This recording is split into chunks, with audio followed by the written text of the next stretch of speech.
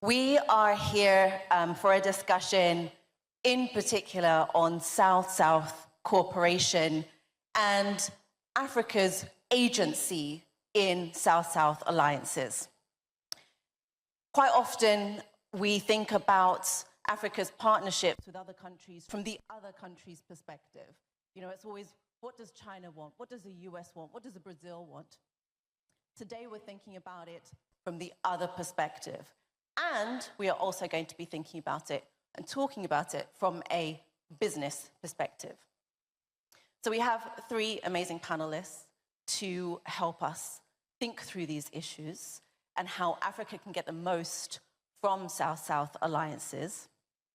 And I'm going to ask Pamela, you first, as head of ITC, International Trade Center. We are being encouraged to diversify our relationships and to move and work with more South partners.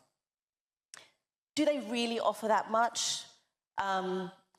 Should we still be looking at US, Europe as much, or how much do Global South partners really offer the African continent?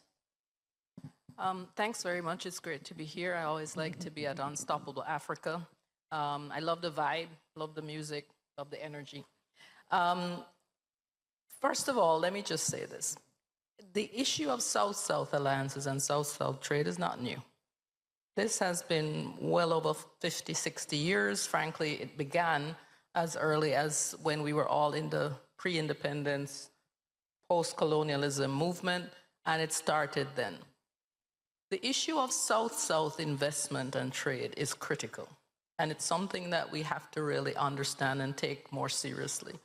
There have been traditional mechanisms set up for decades, some centuries, let's put it that way. But right now, if we look at the context within which we are currently engaging, the need to diversify markets, alliances, and investment flows has become even more critical than ever. Because we've seen what has happened with respect to the tariffs, with respect to the fall in ODA, with respect to the shuttering of particular modes of delivery. And so it becomes incumbent on Africa to ensure that the investment that is coming in also benefits Africa in a very clear way. So we're looking, for example, at investments from places like Korea, UAE, South America. There are linkages that can be made on the critical raw materials with South America, which nobody talks about. There are linkages which are going to be made with Korea, Indonesia, other countries with palm oil and other parts of the agribusiness food chain. In other words, Africa is not a recipient. It's actually the center, and I think it's a mindset issue. Africa needs to not believe that it is asking. They want it. I mean, Africa needs to understand that it's the prize. You know, like a girl, yes. You're the prize. They want you. We're the prize. Yes, absolutely. And so, if they want you, then they have to understand that there's a price and that there is something that can be gained from this alliance. Mm-hmm. So I'll stop there. Allan, is this your experience with Kenya Airways? You've been expanding routes. You just negotiated something with a renegotiation with China into more cities in China, more cities on the continent. Do you feel that we are, as Africans, making the most of these new partnerships? How do we do that even better? Can we be the prize? Yeah, so good morning, and very nice being here as well. So the question is, are we making the best of this opportunity? The answer is no. We can do a lot better.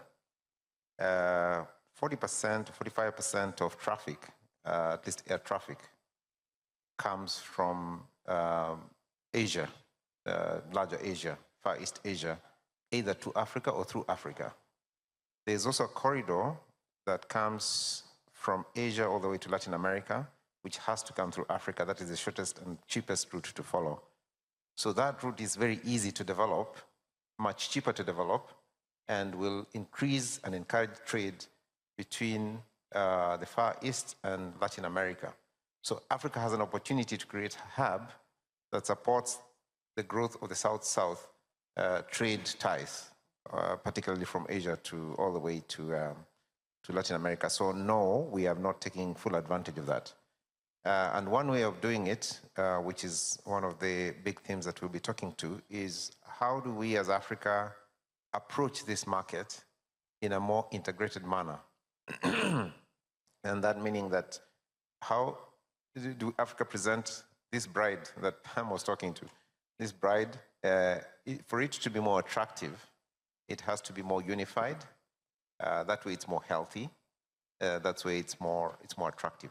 So for me, no, we don't have opportunities. There's also opportunities around education and skill development. So we're looking for skill development in Africa. Yesterday we said we have possibly a youth bulge, which could be a youth dividend, but it has to be an educated youth. That's what Professor Sachs was saying yesterday.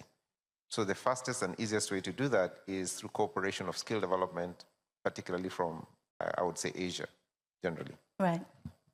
And we've seen more and more African countries join different alliances in the global south. We've seen, in particular, we've got G20 has now also been part of a sort of long string of global south partners, and now South Africa is the head of the G20, the president of G20, and also putting Africa at the forefront. Is there still more integration that we need to do in order to make the most of these opportunities? Do you see private sector, our African private sector, working together more sort of intentionally, cohesively, to get the right outcomes out of G20 meetings? Alan, sorry, Anthony. Thanks, Hannah, and thank you for inviting the Business 20 here. So we are the official engagement platform for the G20 under South Africa's G20 presidency. And we're very conscious of the fact that we are the fourth and the last in the cycle of the Global South. So following particularly from Indonesia, India, and now Brazil, and we have sought to expand and develop on the work undertaken by Brazil, but to do so not just from a South African perspective, to do so from an African perspective, and we followed South Africa's G20 presidency in terms of putting Africa at the forefront of this G20, but also to make sure that it speaks to the needs of business across the G20 generally. So we've been very clear that Africa's economic development is not an African priority, it's not a global South priority, it's an international economic priority. There's no growth in the future without African growth. It's the least developed, it'll have the biggest population. We've spoken about the youth, about the opportunities, and we've been really surprised and pleased by the engagement and the interaction. And I think the opportunity is to develop within Africa, particularly through the African Continental Free Trade Area, through some of our South-South partnerships, as well as partnerships with the developed world. And certainly countries that Pamela already mentioned, but recently Japan hosted TCAD9. There were several African heads of state, a huge delegation of African and Japanese business. So partners that have not traditionally traded or invested heavily with the continent are now looking at it anew, and it's really up to us to harmonize our regulatory frameworks, implement the sort of policies that makes it easier to do business within the continent, as well as with our new external partners. Pamela, I saw you nodding your head quite strongly to the point around kind of how Africa's growth is an international story and an international need. But how realistic is it that we're going to be, so intentional, coordinated to work more intentionally with these partners? Do you see that really happening in practice? Well, I wouldn't be here if I didn't. I mean, it's New York. I could find a lot of things to do. The point I'm making is this. The African Continental Free Trade Area, and I've said this before and I'll say it again, and I believe it very strongly, It is the single most important decision made by the heads of African states in decades. I need to explain why this is important. If you look at the EU now, they started with 4 members, 4. They're now at 27. There is no single EU country at this moment that would have the power that the EU has collectively in global trade or in global engagement. It's more than just trade, it's geopolitical power. It is presence, it is reach, and it is dictating how other countries and alliances engage with you. And so the AFCFTA, if it is operationalized in the way that is envisioned, will not just transform intra-African trade, which is 15% at the moment, which is nothing. It will transform African engagement with the rest of the world. It will begin to dictate the terms of trade for critical raw materials. It will begin to dictate how things are done in terms of not just investment, but value addition and exports. It will change the entire trajectory of how Africa engages internationally. But do we need more success stories in terms of, let's say, the AFCFTA or even the single air transport system? Do we need much more of that understanding about how it matters at a practical level? Could you give us a little bit of that, Allan? Yes. So first, I wanted to ride on to what Pamela has said with regard to how FCTA, how critical it is, and not just how critical it is, because FCTA is in a framework of the Africa Agenda 2063. So one of the flagship projects is FCTA. And to actualize, I think, what did you use? You said operationalize. Yes, it's a very hard word. So to operationalize this AFCTA, there are things that need to happen. So, for example, the movement of people within Africa, one of which is, you just mentioned it, the single aviation air transport market. So liberalizing the airspace in Africa. So maybe to operationalize either of them, it needs to be in biteable chunks. She said, for example, the EU, you had 3 members, you said? 4 members, and build it up.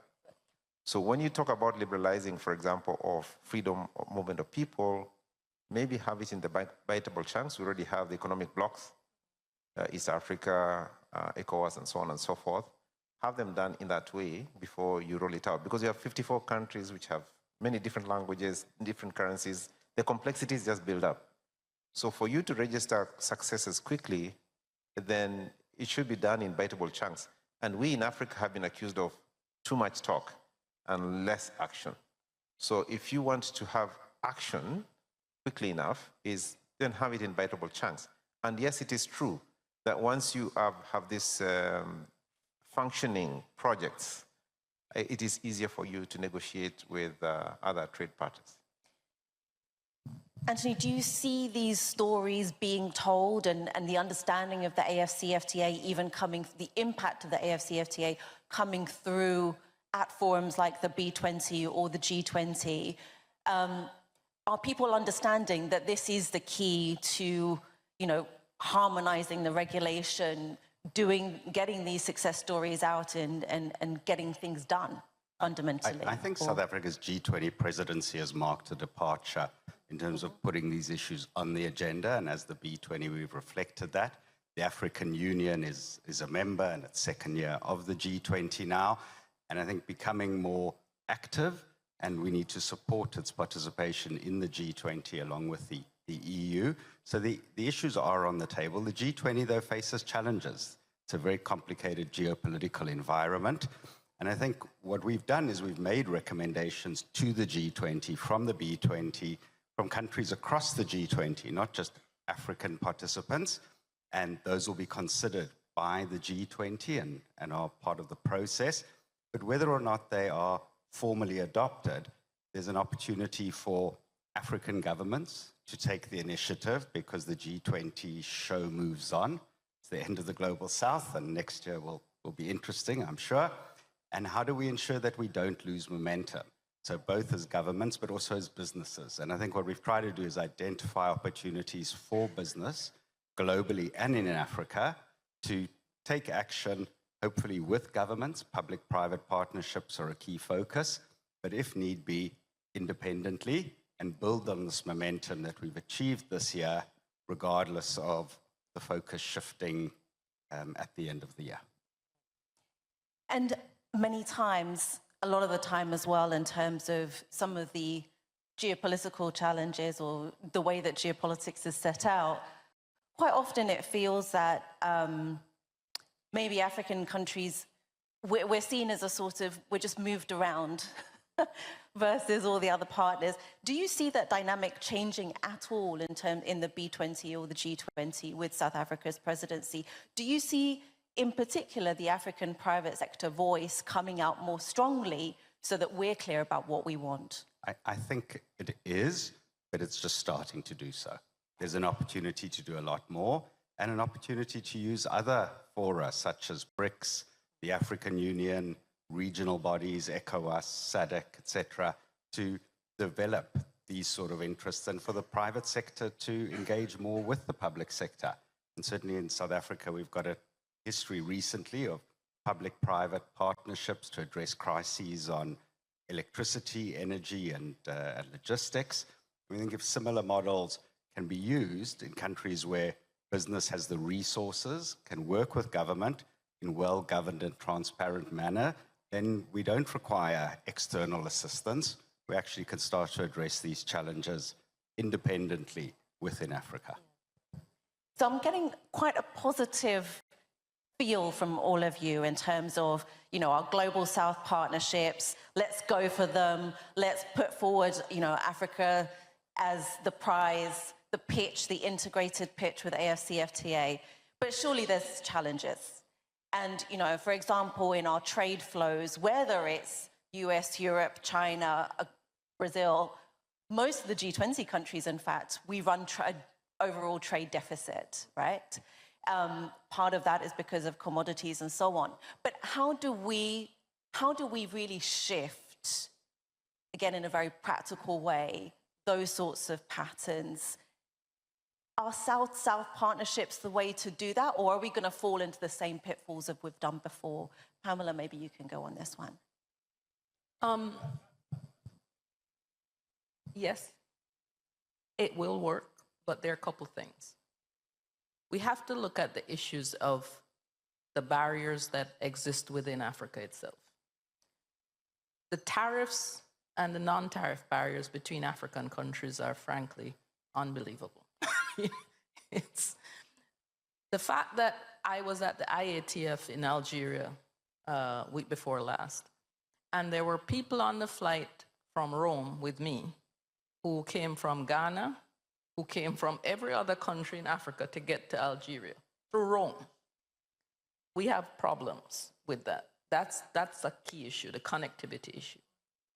The third issue is investment. Ensuring that we have the kind of investment infrastructure that allows the investment that is needed to come in and to permeate. And then the fourth is, and I think it's taken for granted a lot, the digital infrastructure that now forms the basis of all international trade is not just something that we talk about nicely. It is a fundamental prerequisite to the modern trading arena. And so Africa has to, the penetration rate for connectivity in Africa is 18% at the household level. Business, pretty much okay. But the connectivity has to be addressed because there's no point talking about digital if people aren't connected. And then, of course, the electricity issues. So there are a myriad of fundamental infrastructure issues, both soft and hard, that need to be addressed across the board. But this is where the private sector comes in. They're the drivers, and they have the voices of the governments. They need to be the ones to start pushing hard on certain fundamentals that are needed to to transform the economy. Allan, I'm looking at you as a private sector ready. I mean, so I'll give you a bit of context. In China, there's this saying, which is 政府大胎，产业企业, which is, it means that the government sets the stage and the private sector plays the drama. On our continent, is it really the other way around? Because governments often change with 5 years, etc. Is it that the private sector is going to be setting the stage and the government play the drama because we can have that long-term vision and that private sector plan? Do you think that's the means to which we shift our engagement with other partners? Yeah, I agree, yes. I think that's a means. One of the challenges that I see there is that, Africans are very polite, even the private sector. So they don't demand, they don't draw a line and say, this is what we want or else. So because of that nature, and that's why you asked a question around, so you're talking about private sector and, should they lead the way? Yes, they should. And they should be more assertive and demanding. At the same time, you asked whether the South-South trade ties is an anecdote to the problem. The answer is no. So we need to have, if we don't negotiate properly, like we haven't, if you don't have good trade negotiators, even with the South-South, although it's a more balanced, maybe it's easier discussions to have with our South-South trade partners, we will end up in the same trouble. Same thing with, should we have private sector more engaged, leading the way? Yes, but then the private sector should be, because the 40% of production of goods and services is coming from the private sector, a lot of government involvement still. So government should be more involved in minerals. I think we were talking about it yesterday. And that way then it has a lot more say in determining, trade. So we're running out of time. We had a very short panel, but I'm going to put one last question to all of you, and it's the same question. If there was one thing that we should do on the continent to shape our private sector engagement and private sector partnerships to be more beneficial for the continent, private sector partnerships, South-South partnerships in particular, what would that be? And I'm going to start with you, Allan, and then Pamela, and then Anthony. No, I'll take the example of in aviation. This is my pet subject, so this is what I think. We expect you to work on to speak on this one. So the problem is, this is a representation of the problem we have in Africa. We have subscale sectors. In other words, the sectors are not properly developed. And so it's very difficult for us, if you're subscale, to have proper negotiating power. So how do you solve that problem? Because we are underinvested in very many sectors, including aviation. One of the ways to do it is consolidation of those spaces. So in aviation, for example, we move backwards. We used to have, until 2022, we used to have lots of integration within the sector so that it was scalable enough and can negotiate better. Now we have a lot of fragmentation. Now with the Africa Continental Free Trade Area, with SATAM, and many others, flagship, what that demands is, it demands for consolidation. Africa has to come together. Alone, we will not succeed. I think like yesterday, the reason why China and India is succeeding is because they're very integrated. Now, if you go 54, or even, doesn't matter, even if you're in sub-regions, you will never be able to properly negotiate a good deal. So private sector, public sector, Africa has to, by necessity, come together so that they can scale and negotiate. Consolidate, number one. Pamela. Invest in re-education of the youth and re-education. Frankly, throughout our old education system from the colonial days, we have to reinvent education for the 21st century. What we're teaching children now is not going to take them where we need to go. Okay. Okay. Sorry. Reinvest in our youth. Anthony, you have the last word. Very quick word. I think alignment amongst regulatory systems within Africa. So if it's education, that qualifications in one country are recognized in another, if it's rules on importing, trade, that there's a degree of alignment. And I think business needs to work with governments, starting small, as Allan said, on a 2, 3, 4, 6, 7 country block, but developing that, putting aside this narrow self-interests to see the bigger opportunity to allow that interoperability. Brilliant. Consolidate, reinvest, and align. Thank you, everybody. Hope you enjoyed that.